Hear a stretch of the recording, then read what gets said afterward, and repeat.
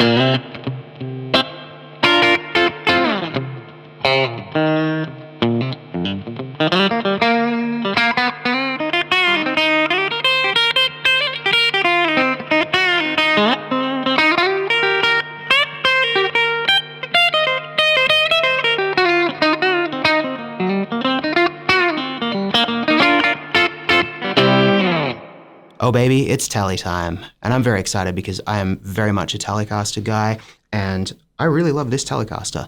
This is a Journeyman spec, which is my favorite of the Custom Shop series. And it's also got a really interesting feature. It's the color change rebuild, which means it replicates what it's like if you sent your guitar back to Fender back in the day and they sent it back with a new finish in a slightly different color. This one is vintage white, which is not commonly found on Telecasters. It's also a 1960 model, so it's got a couple of those transitional features. A slab rosewood fingerboard as opposed to the later veneer models.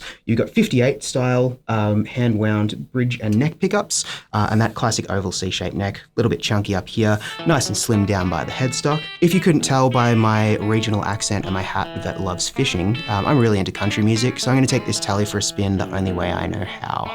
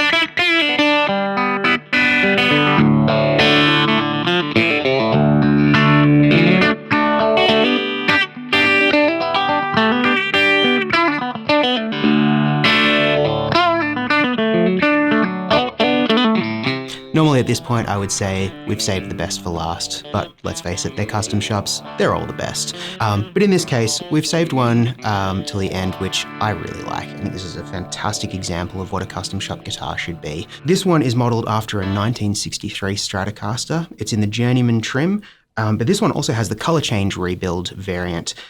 In this case, they've sent it in black, which was a really popular mod back in the day. You'd send your guitar to Fender, they would service it, refinish it, and often the request was black because it wasn't a standard color until the 70s, which is weird because today you think, I see black guitars everywhere. This one has a few cool features which are really typical of 60s guitars. Round laminate rosewood fingerboard, as opposed to the slab board we saw on the earlier 60s Strat.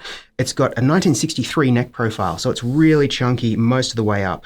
Except down at the headstock where it's nice and slim for your cowboy chords.